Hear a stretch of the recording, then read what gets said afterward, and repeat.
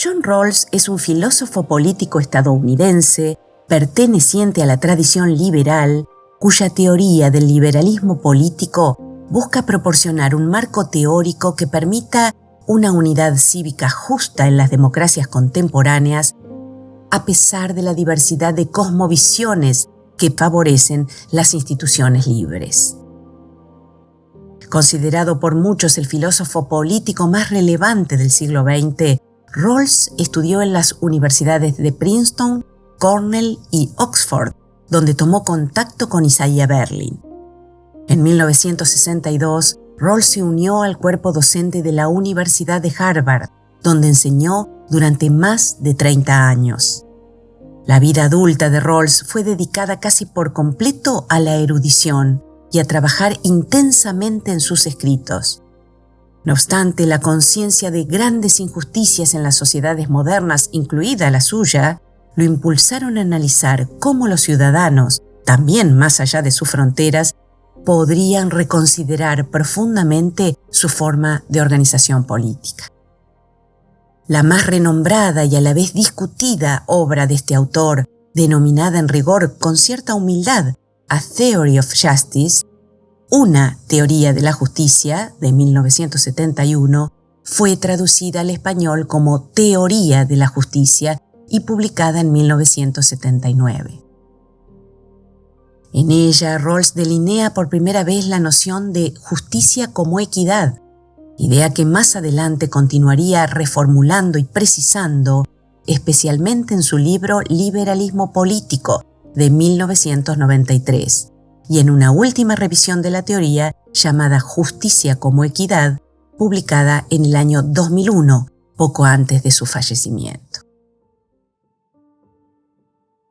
Si vamos ahora al libro Teoría de la Justicia, vemos que consta de un prefacio y 3 partes, denominadas respectivamente la teoría, instituciones y los fines, cada una de las cuales consta a su vez de 3 capítulos y múltiples apartados internos. En el prefacio adelanta Rawls que quizá la mejor manera de explicar el objetivo de su libro sea la siguiente: la idea de que durante mucho tiempo la teoría predominante en la filosofía moral moderna fue alguna forma de utilitarismo. El utilitarismo, podemos agregar aquí, adhiere a un principio moral universal que indica maximizar la utilidad, es decir, buscar el mayor bien para el mayor número, y lo aplica tanto a las acciones individuales como las constituciones políticas, las relaciones internacionales, etc., es decir, a todos los temas según sea necesario. Pero Rawls considera que no puede aceptar esto, ya que entiende, por el contrario, que el principio regulativo correcto para cualquier cosa depende precisamente de la naturaleza de esa cosa. Y observa que, sin embargo, los críticos de esta corriente no lograron construir, por su parte, una concepción moral practicable y sistemática que oponerle, por lo que asume que esa será su tarea aquí. De este modo, dice Rawls que lo que ha tratado de hacer en esta obra es generalizar y llevar la teoría tradicional del contrato social, representada por Locke, Rousseau y Kant, a un nivel más elevado de abstracción.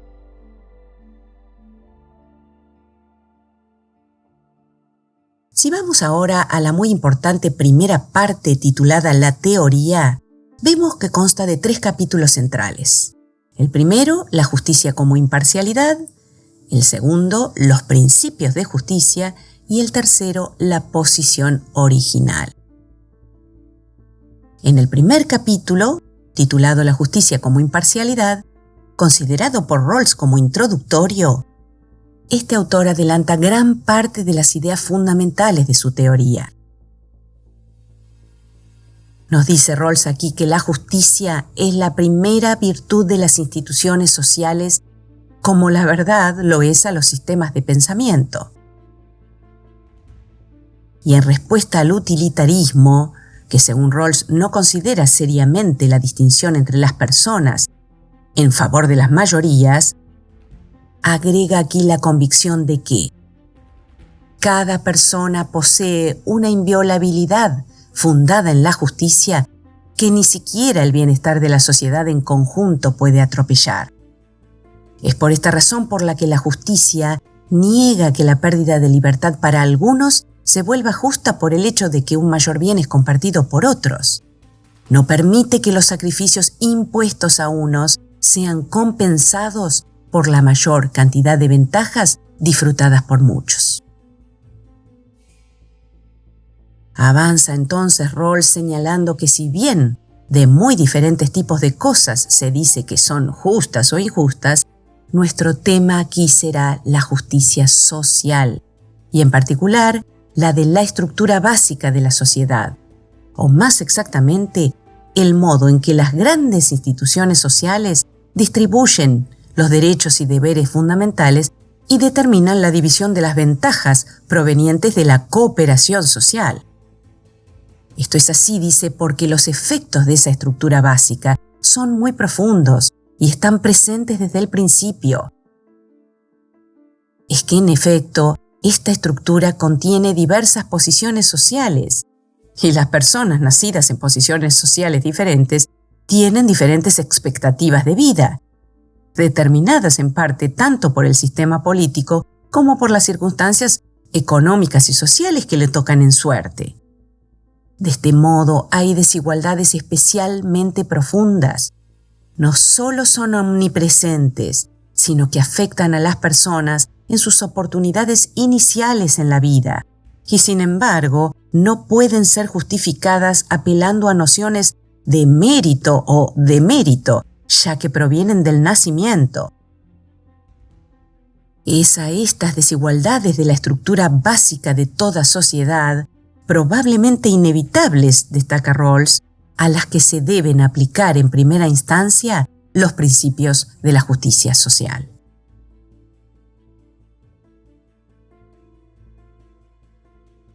Dice Rawls entonces que la idea directriz de esta teoría es que los principios de la justicia para la estructura básica de la sociedad son el resultado de un acuerdo original.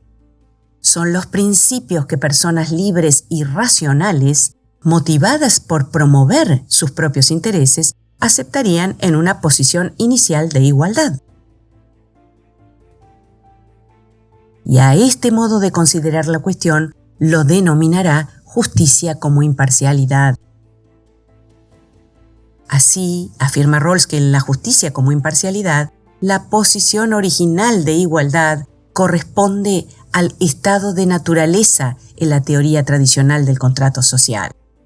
Por supuesto, advierte Rawls, que la posición original no está pensada como un estado de cosas históricamente real.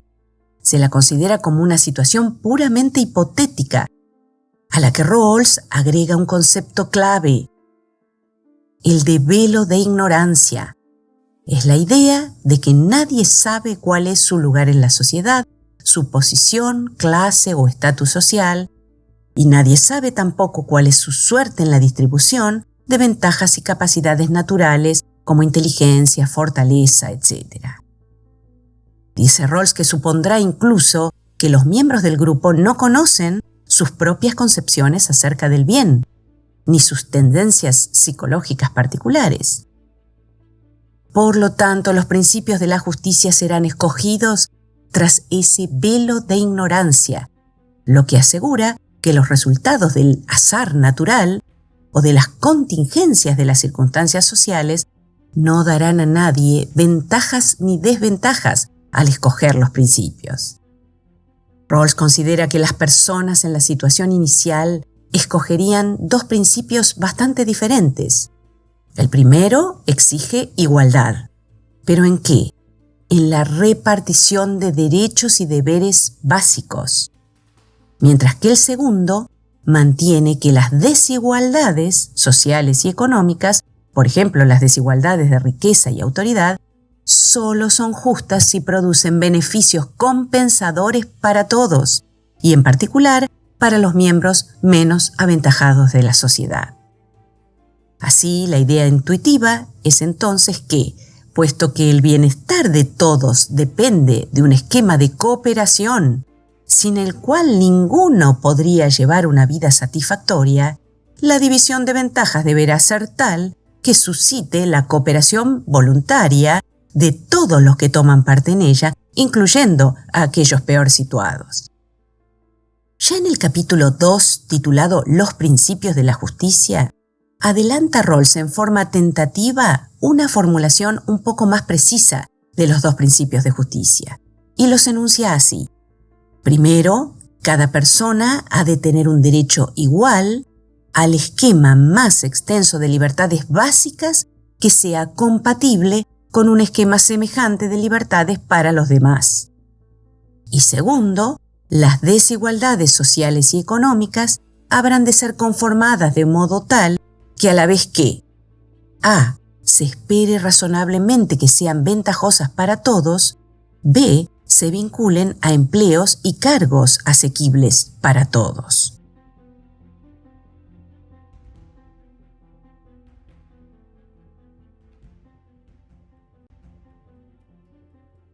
Rawls detalla entonces a qué libertades básicas se está refiriendo en el primer principio y dice: la libertad política, es decir, el derecho a votar y ser elegible para ocupar puestos públicos, la libertad de expresión y de reunión, la libertad de conciencia y de pensamiento, la libertad de la persona, que incluye la libertad frente a la opresión psicológica, la agresión física y el desmembramiento, es decir, diversas formas de tortura, el derecho a la propiedad personal y la libertad respecto al arresto y detención arbitrarios, tal como está definida, dice, por el concepto de Estado de Derecho.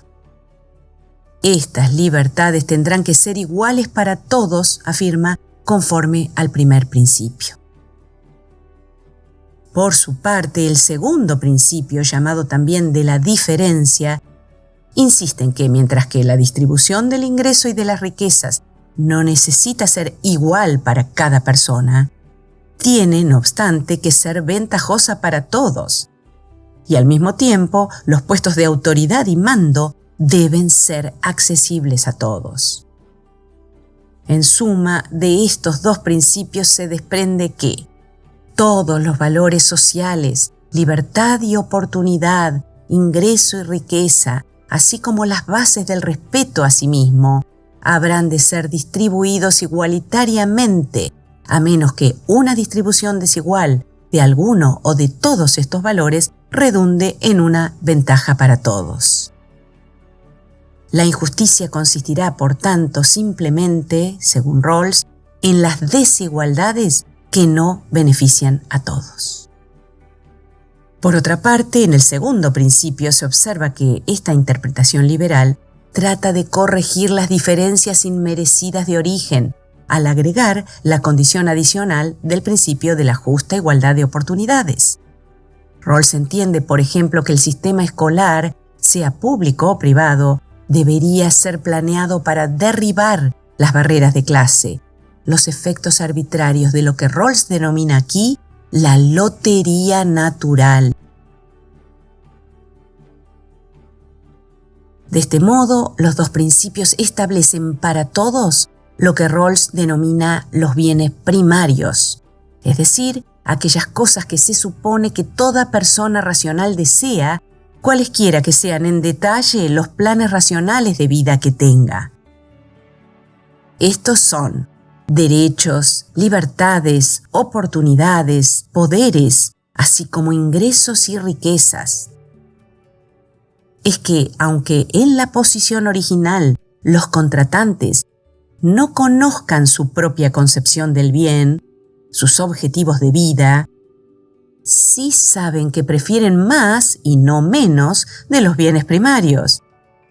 Y esta información les basta para saber cómo promover sus intereses en la situación inicial. Por otra parte, considera Rawls que un mérito adicional del principio de diferencia es que ofrece una interpretación del principio de fraternidad, que ha tenido un lugar menos importante, considera él, dentro de la teoría democrática que los de libertad e igualdad. Precisamente la fraternidad en el principio de diferencia radica en no querer tener mayores ventajas, a menos que esto sea en beneficio de quienes están peor situados. Por eso Rawls asume aquí que en la medida en que una sociedad progresa, esta firme consideración de la fraternidad se vuelve cada vez más importante.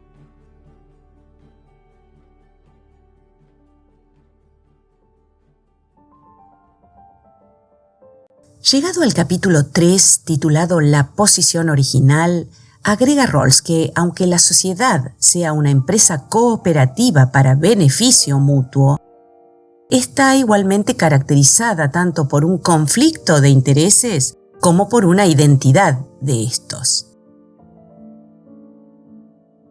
Existe una identidad de intereses dado que la cooperación social hace posible para todos una vida mejor que la que cada uno podría tener si tuviera que tratar de vivir únicamente gracias a sus propios esfuerzos.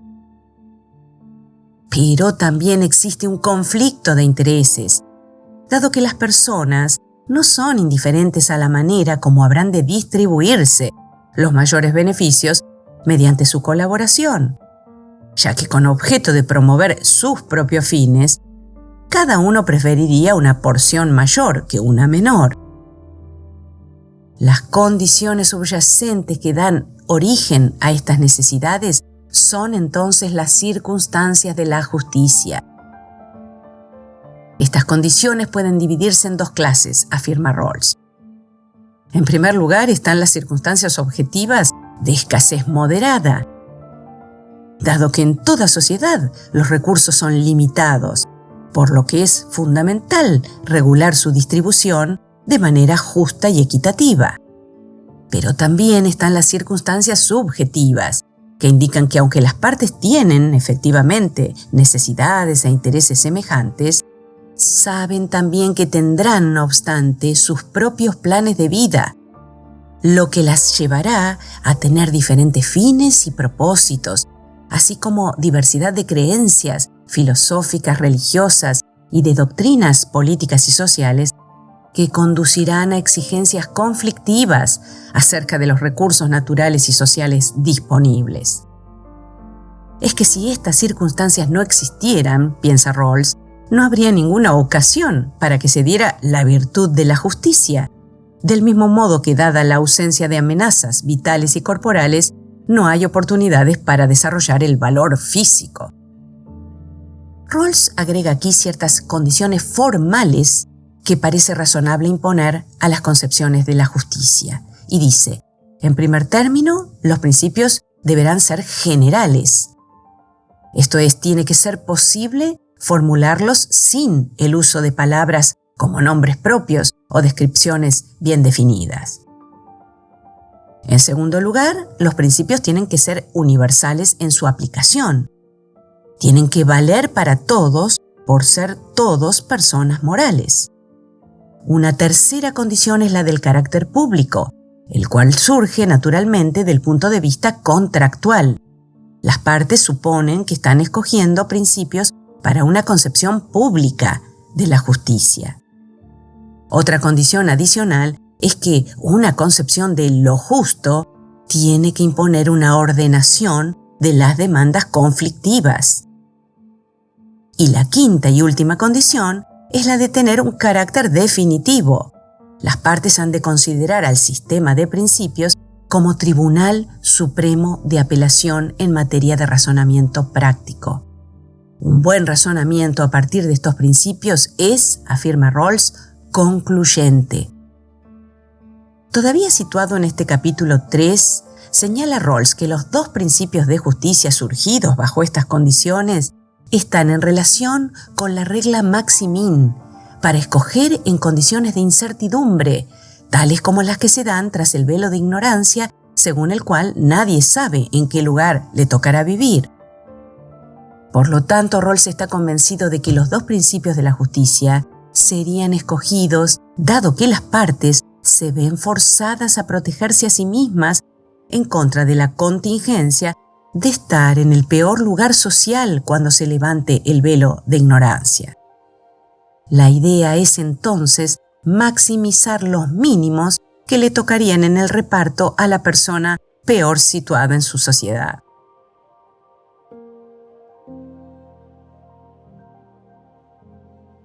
Rawls llega de este modo a la segunda parte de su escrito titulada Instituciones, y en el capítulo 4 afirma que dejará de lado la controversia entre los partidarios de la libertad positiva y de la negativa, acerca de cómo debe definirse la libertad.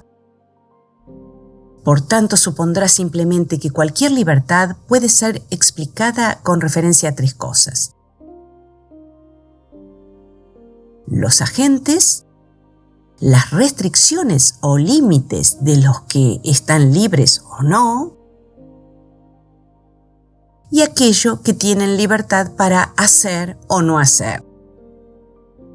Combinando entonces las dos nociones, de libertad negativa y positiva, en una sola descripción general, señala Rawls que la libertad tiene la siguiente forma: esta o aquella persona o personas está libre o no está libre de esta o aquella restricción o conjunto de restricciones para hacer o no hacer tal y cual cosa.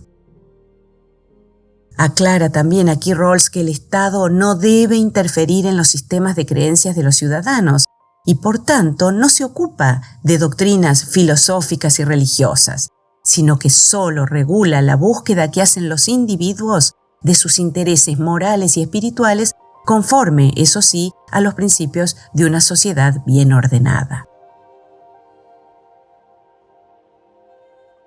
Rawls analiza aquí además múltiples cuestiones que profundizan su esquema hasta llegar al capítulo 5, denominado Porciones distributivas, en el que presenta la versión definitiva de sus principios. Y dice: primer principio, cada persona ha de tener un derecho igual al más extenso sistema total de libertades básicas, compatible con un sistema similar de libertad para todos. Segundo principio, las desigualdades económicas y sociales han de ser estructuradas de manera que sean para a. mayor beneficio de los menos aventajados de acuerdo con un principio de ahorro justo, y b. unidos a los cargos y las funciones asequibles a todos en condiciones de justa igualdad de oportunidades. La referencia al ahorro justo se debe a que Rawls entiende aquí que las perspectivas de los menos favorecidos se extienden también a las generaciones futuras, y por lo tanto cada generación no solo debe conservar las ventajas de la cultura y de la civilización, así como mantener intactas las asociaciones justas que se han establecido, sino también realizar en cada período una cantidad considerable de ahorro para las generaciones que vendrán. Por otra parte, los principios de la justicia han de ser clasificados, según Rawls, en un orden lexicográfico, es decir, con un orden de prioridades. Por lo tanto, la primera prioridad deberá ser la defensa de las libertades sostenida en el primer principio por sobre el segundo principio, destinado a compensar las desigualdades sociales y económicas. Pero a su vez, la segunda parte del segundo principio, es decir, la referida a la igualdad de oportunidades, debe tener prioridad frente a la primera parte de este, es decir, la de pretender beneficiar a los menos favorecidos, ya que es muy importante que las personas persigan sus objetivos y desarrollen sus capacidades teniendo las oportunidades debidas y sin obstáculos arbitrarios. Rawls llega entonces finalmente a su tercera parte, denominada Los fines. Y en el capítulo 7, La bondad como racionalidad, afirma que pretende ahora distinguir entre dos teorías del bien.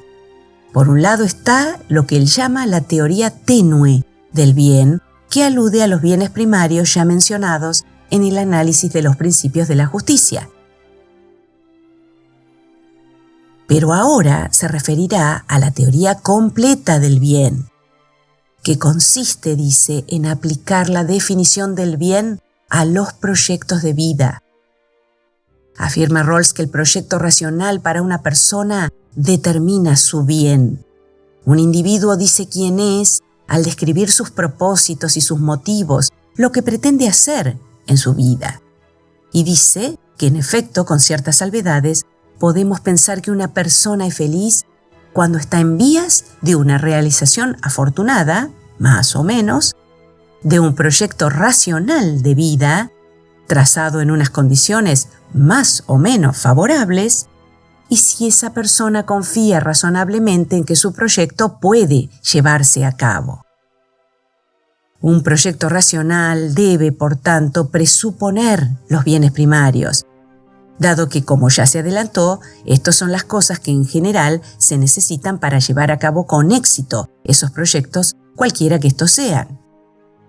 Por lo tanto, estos contrastes evidencian que en la justicia como imparcialidad, los conceptos de lo justo y de lo bueno tienen rasgos marcadamente distintos, ya que se necesita una base pública de justificación para resolver con justicia las cuestiones políticas de una sociedad democrática en cuyo interior coexisten una pluralidad de proyectos de vida y doctrinas sobre el bien, con frecuencia incompatibles entre sí.